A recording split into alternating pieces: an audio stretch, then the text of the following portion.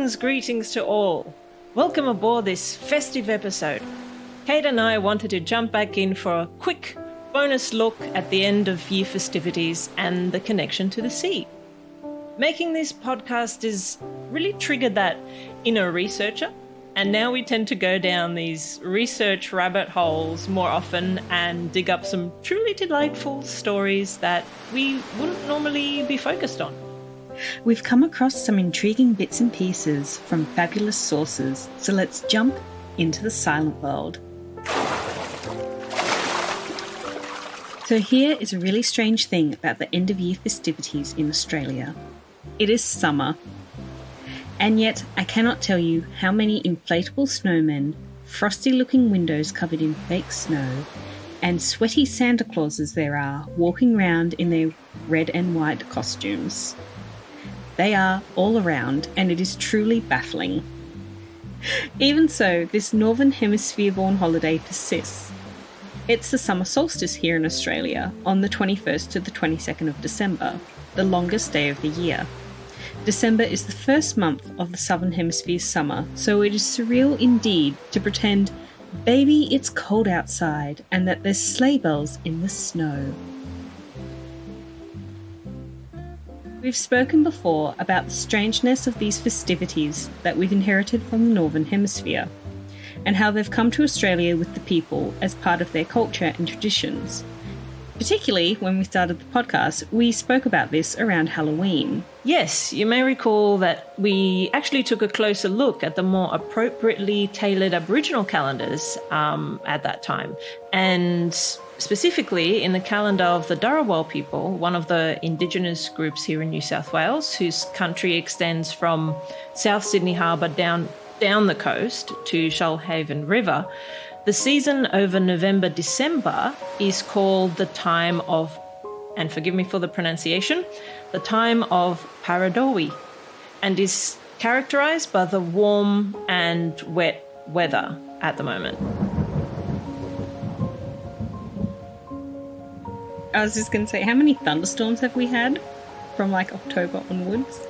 It's been explosive in terms of really cool storms. Spectacular in terms of their wind and rain but yeah, this time in the Dharawal people calendar is characterized by not only the weather but also the coastal wattle trees or shrubs as they begin to bloom with these bright yellow finger-like stalks of flowers, which in the Indigenous knowledge of the land and the sea actually indicate the presence of fish in the bays and estuaries. And this is also the time when the eels make their way to the ocean to mate, heeding the call of the great eel spirit in the folklore. I just want to say, have you ever smelt wet wattle? I have not. Interestingly, I have not. What's your observation on that? It's terrible. No, I had the misfortune in primary school to have a demountable classroom which had a wattle tree right out the front of the teacher's window. And when it rained, when the wattle was blooming, it stunk to the high heavens. Oh, wow. Yeah, it's like this really kind of like sour smell. Oh, weird. So, yeah, and then in summer, so it's hot and humid. The classroom didn't have air conditioning. Yeah. As most classrooms didn't back then. More kids have the blessing of air conditioning these days. Yes. Yeah, so we would have all the windows open, so the classroom would just stink like wet wattle. And then the principal kept wanting to improve the grounds of the school, so there was a lot of manure around the base of all the trees. Come on. So hot, wet manure and hot, wet wattle. And no airflow. I mean... No airflow, no. Okay. Truly terrible. But it looks pretty until it gets rained on. Yeah. Awful. Yeah. That's... okay, I'm going to... you know what? Next time there's a storm, once it ends, I'm going to be out there sniffing the wattles just to get an idea of the stench, because I think it's important to know these things. I mean... Having just learned this information through our research for this episode, I actually somehow feel I understand a little bit more about the land we call home, and I can observe these patterns for myself. I'd be looking out for these signs now. I'm going to be looking for these wattles. I'm going to be out there sniffing them.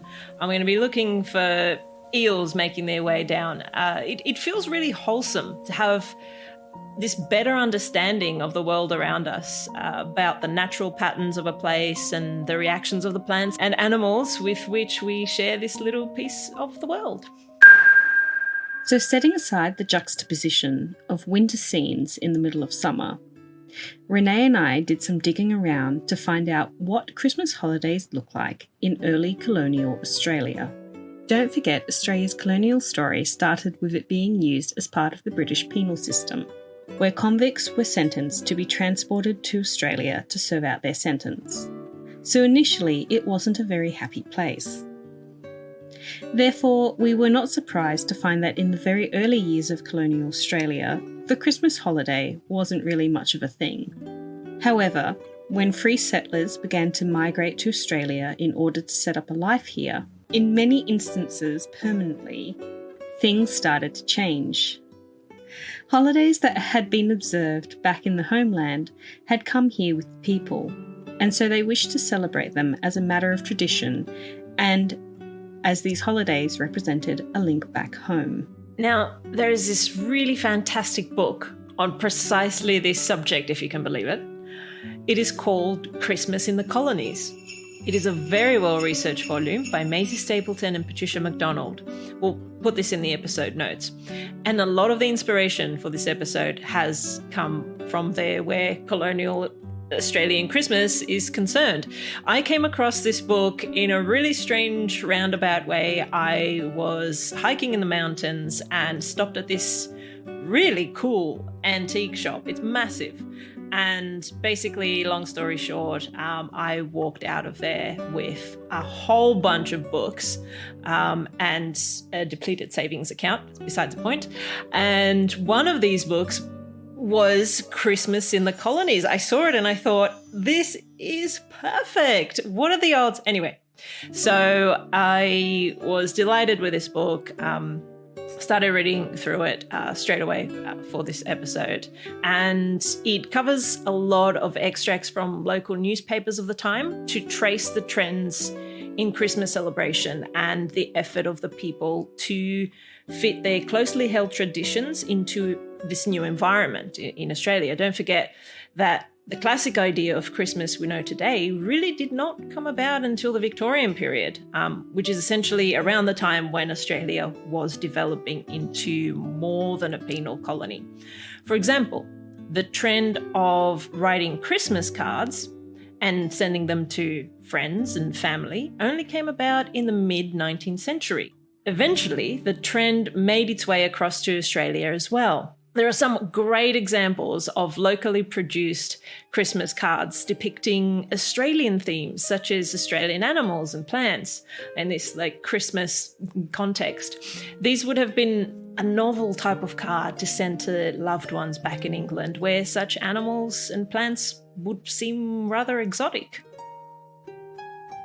Other old world season favourites, such as Christmas trees and mistletoe, were not available in Australia, but local alternatives were sourced, such as what is now known as the Christmas bush.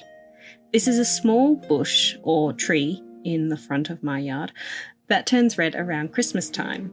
So it's perfect for decoration and within the spirit of the holiday. I also want to say for us, because we've got this glorious Christmas bush tree out the front of the house, this time of year it's not unusual for neighbours and people walking through the nearby park to actually stop and ding-dong our doorbell. Wow! And ask if they can have a cutting of it for their Christmas table. That's amazing. Yeah. So it's really lovely because it starts to bloom. So in Sydney you get the jacarandas blooming mid-October to kind of early November, mid-November. And then we get the white flowers coming out on the Christmas bush as the last of the jacarandas fall off, and you kind of know that in about 2 or 3 weeks, once December's underway, you're going to have red flowers. So it's a really colourful way to end the year. Wonderful. And I will say we are quite nice, and we do let people have cuttings from our tree. As long as they ask. We get a bit annoyed if they don't ask. And they just go ahead and pinch it? Yeah, not many people do. Most people are fairly polite. But it's more so because the people who pinch it tend to cut too much and leave a hole in the tree. So please, if you are near a Christmas bush and you would like some, just ding dong. And it fills us with joy. It makes us feel like we're giving people something to celebrate with their family. So nice. Be part of their Christmas. So that's lovely. Yeah. Sorry. Now, where was I? You were just saying a Christmas market sprung up. A Christmas market sprung up in Sydney, and all manner of items were brought there for sale. Piles of Christmas bush were brought from the country via boat. Yeah, and I had seen an image somewhere at some point of a rowing boat on a river overloaded with bushes, which at the time I didn't know was Christmas bushes, but then I read the caption. So overloaded with these Christmas bushes, seemingly bound for the market. And I remember remarking how closely the little boat resembled the boat that we're currently in the process of conserving. It's a clinker-built boat, so overlapping planks, open rowboat type of vessel, a kind of workhorse of a boat. We can link this project in the episode notes for those who want a little more information, but it just stuck in my mind because it looked so much like that little boat that we're working on. And for this episode, I was really hoping to be able to track that image down again and read a little bit more about it, what it was depicting. And thankfully, this image actually makes an appearance in this fabulous book that I found in the antique shop, Christmas in the Colonies, and it looks like it is an image that originally appeared in the Sydney Mail newspaper in December of 1882. So we can put the image in the notes as well. It's fabulous. I was just really taken with it. That's so serendipitous. I know. How cool. It's all coming together. It's like it's meant to be. Yes. Thank goodness you're living in the correct timeline. Indeed. Other items made their way to Australia in time for the festive season and came from much further afield, especially edible items. People wanted to keep up with the trends and traditions from their homeland. Ladies of the household wanted to try that new recipe and generally enjoy a few luxury goods, which were wanted to make the occasion extra special. But the ingredients were not always locally available, so imported goods were sought after in the lead up to the Christmas holiday. I mean, nothing's really changed. No, this is very true. Ships with cargo meant for the Christmas market came from everywhere. As noted in this, is it an article? Yes, it's an ad, yeah. It's an ad from the Sydney Morning Herald on the 20th of December, 1856. New Christmas fruits on sale at Market House on the corner of George and Market Streets, which is in the CBD of Sydney, so you could still go and find where this market house would have been. Pickled Elamine raisins, best for puddings. New Patras currants. Ditto Sultana raisins. Muscatels in layers. Jordan and Valencia almonds. Imperial French plums. Turkey figs and dates. Dried apples, Barcelona nuts, assorted China preserves, lemon, orange and citron peels, red fruits, jams and jellies, prime York hams, North Wilts cheese, cheddar and double Gloucester ditto, and Carr's fancy mixed biscuits. And you know what? I think I'm in a food coma just reading that out. It sounds delicious. How luxurious. It sounds like a pretty delightful Christmas feast to have. Indeed. Yes. Wow. I would, if I was living in Sydney in 1856, I would be getting down there to buy some Christmas yummies. There's all types of ads just like this one in the papers of the time. Thankfully, the two lovely authors of the book that we've been looking at managed to curate and bring some of these to the pages of the book. Another really, really cool one was one about Christmas mince pies. And it goes like this. Mrs. Gill begs to return her sincere thanks for the liberal patronage she has received since opening business, and avails herself of this opportunity to inform her friends and the public she is now ready for sale very superior mince meats in 1 or 2 pound jars. Also, raspberry and other jams, marmalade and bottled fruits in excellent condition. Mrs. G will be happy to execute the best articles and on as moderate terms as any other establishment. Nota bene. Balls, routs, dinners and picnics got up in her usual style. Corner of Pitt and Market Streets, December 21, 1850. I mean, the fact that this was a market on the streets that we've walked, that we still have, is really, really cool.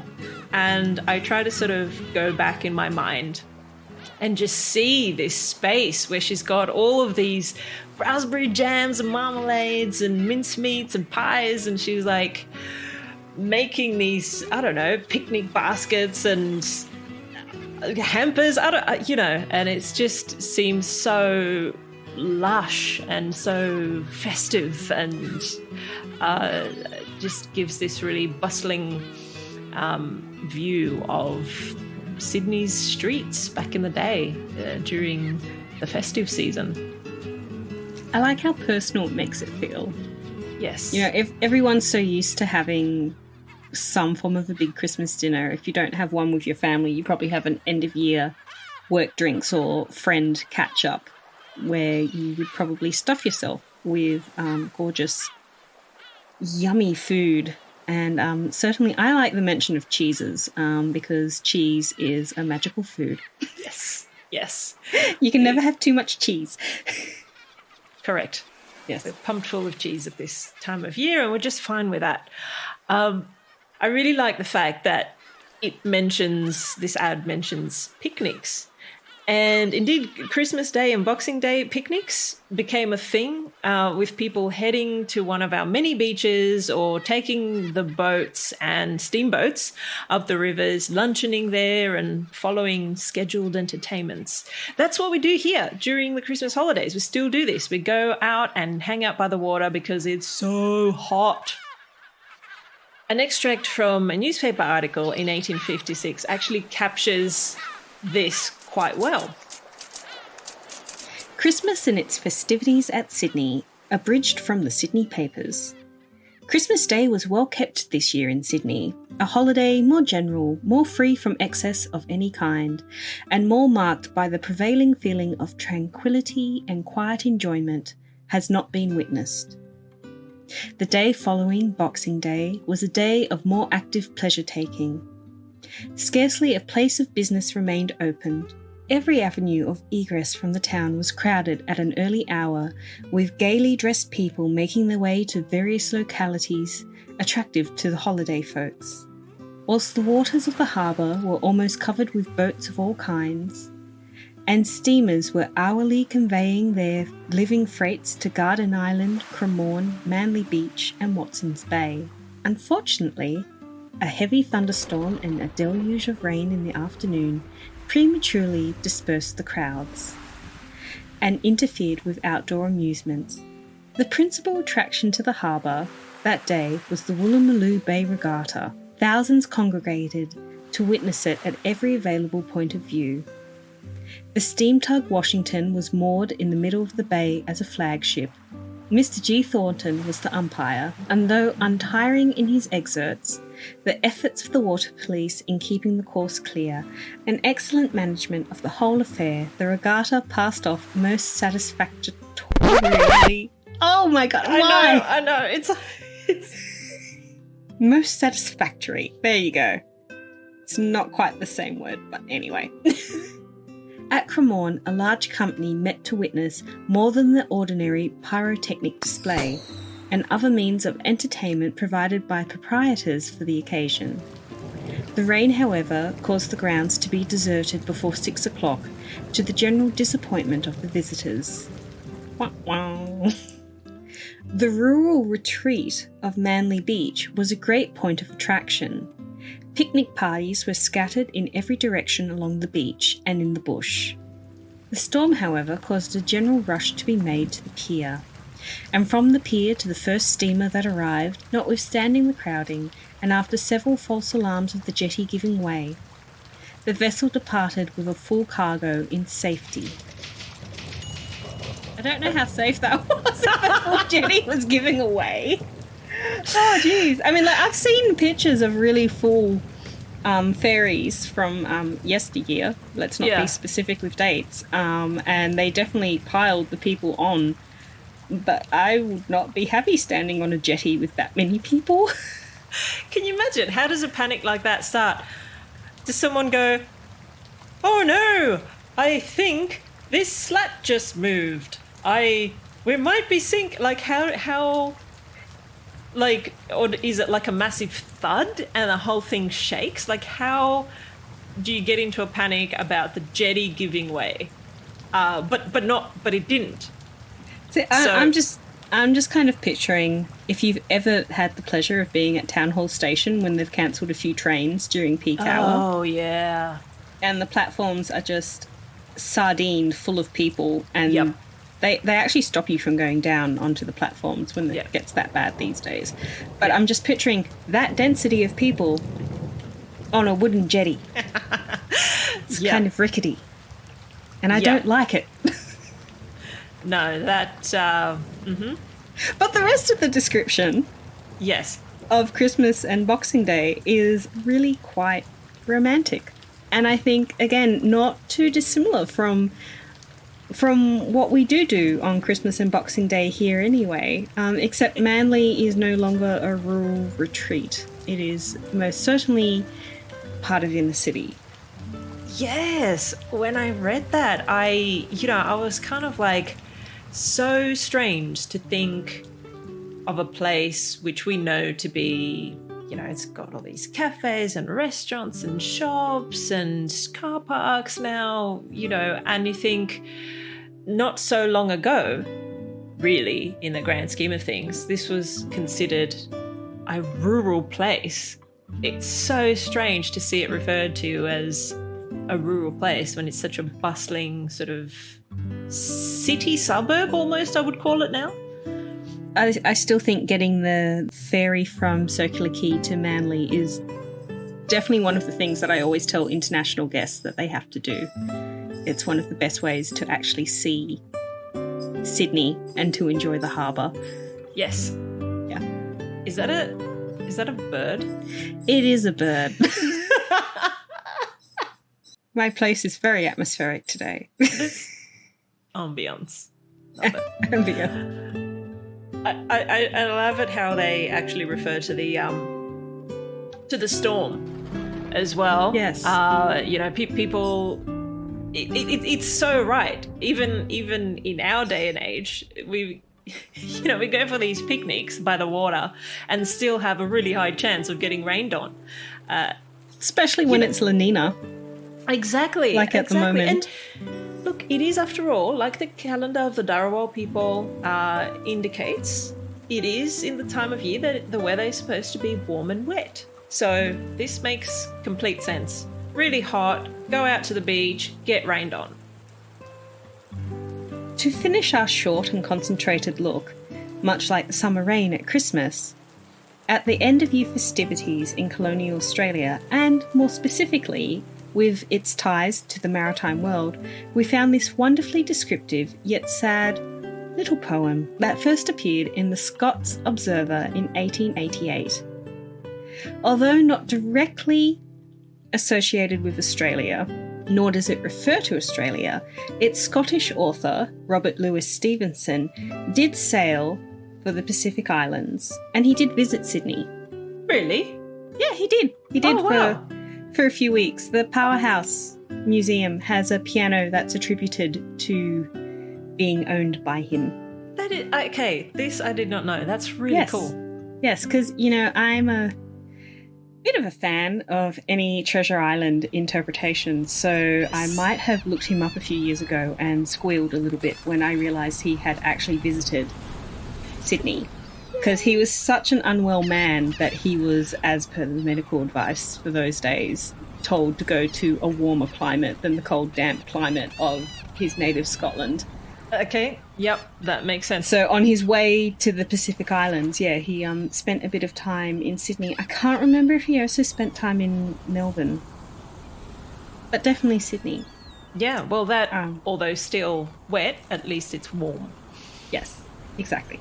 So anyway, he came here, and this poem does draw from his own experiences of sailing and being away from home and loved ones.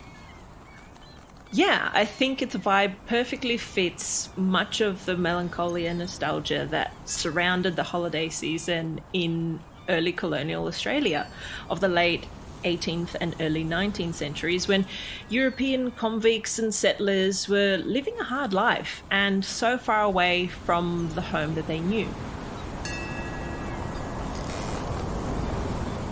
Christmas at Sea.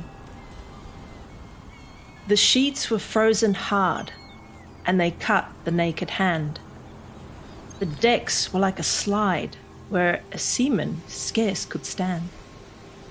The wind was a nor'wester, blowing squally off the sea, and cliffs and spouting breakers were the only things alee. They heard the surf a-roaring before the break of day, but 'twas only with the peep of light we saw how ill they lay.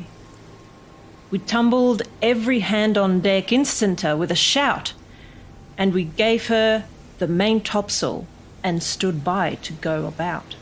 All day we tacked and tacked between the south head and the north. All day we hauled the frozen sheets and got no further forth. All day as cold as charity in bitter pain and dread. For very life and nature we tacked from head to head. We gave the south a wider berth, for there the tide race roared. But every tack we made, we brought the north head closer aboard. So as we saw the cliffs and houses and the breakers running high, and the Coast Guard in his garden with his glass against his eye. The frost was on the village roofs as white as ocean foam. The good red fires were burning bright in every longshore home. The windows sparkled clear and the chimneys volleyed out, and I vow we sniffed the victuals as the vessel went about. The bells upon the church were rung with a mighty jovial cheer, for it's just that I should tell you how, of all days in the year, this day of our adversity was blessed Christmas morn, and the house above the Coast Guards was the house where I was born. Oh, well, I saw the pleasant room, the pleasant faces there, my mother's silver spectacles, my father's silver hair. And well, I saw the firelight, and a flight of homely elves go dancing round the china plates that stand upon the shelves. And well I knew the talk they had, the talk that was of me, of the shadow on the household and the sun that went to sea. And oh, the wicked fool I seemed, in every kind of way, to be here and hauling frozen ropes on blessed Christmas Day. They lit the high sea light, and the dark began to fall. "All hands to loose the topgallant sails," I heard the captain call. "By the Lord, she'll never stand it," our first mate Jackson cried. "It's the one way or the other, Mr. Jackson," he replied. She staggered to her bearings, but the sails were new and good, and the ship smelt up to windward, just as though she understood. As the winter's day was ending in the entry of the night, we cleared the weary headland and passed below the light. And they heaved a mighty breath, every soul on board but me. as they saw her nose again pointing handsome out to sea. But all that I could think of in the darkness and the cold was just that I was leaving home and my folks were growing old. I love the imagery in that poem. I think I don't want to say it brings it to life because that's so cliched, but I think the imagery really conveys the sense of hard voyages at sea. And of course, there's a whole heap of language in that is really beautiful, but might be lost on some modern audiences because it's very specific. There's a lot of nautical jargon in that. I mean, like squalls, topsails, the one that you pointed out in the read through, because we do actually practice before we record this. Could you tell? Probably not. Was the glass to his eye, which Renee and I know means a telescope lifted up to look to the horizon. But Renee did a very funny demonstration over Zoom of holding up her water glass to her eye. So don't think he's just standing in his garden with like this glass of wine and just holding it up to his eye going, oh, there's a ship in trouble down there. Oh well, I'll just take a swig and watch it all unfold. Nothing like that.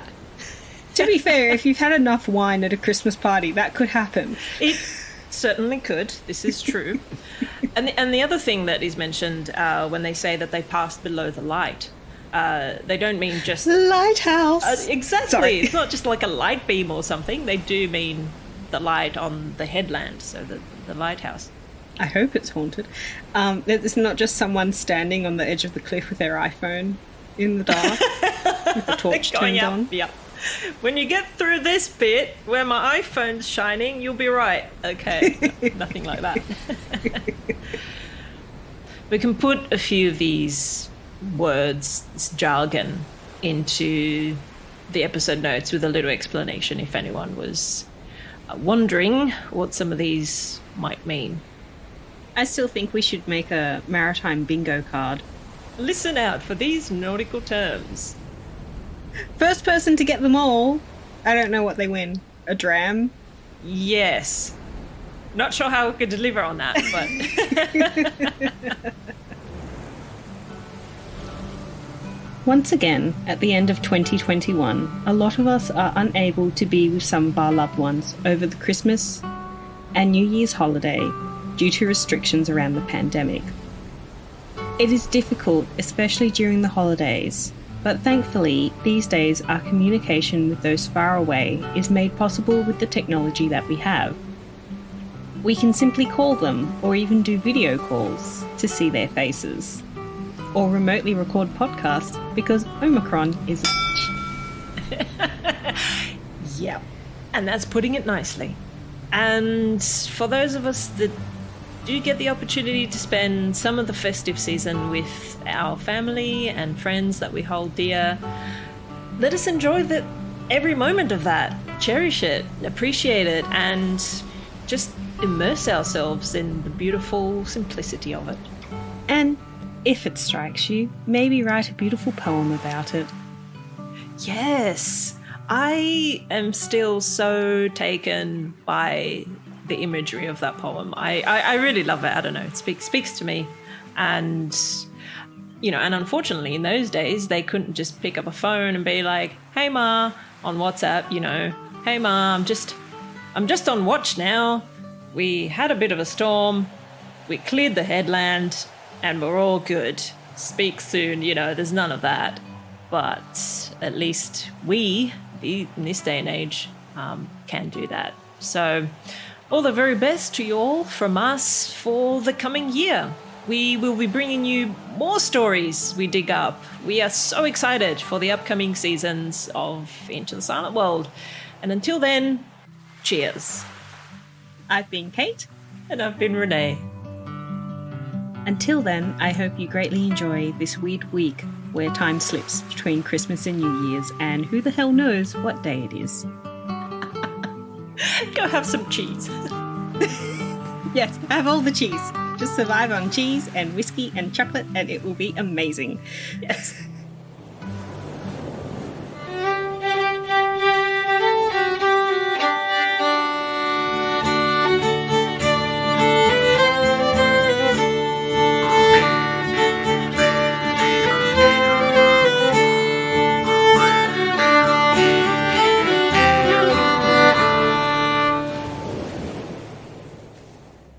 Into the Silent World is a Silent World Foundation podcast, researched, written, recorded and edited by Kate Pentecost and Renee Maliaros.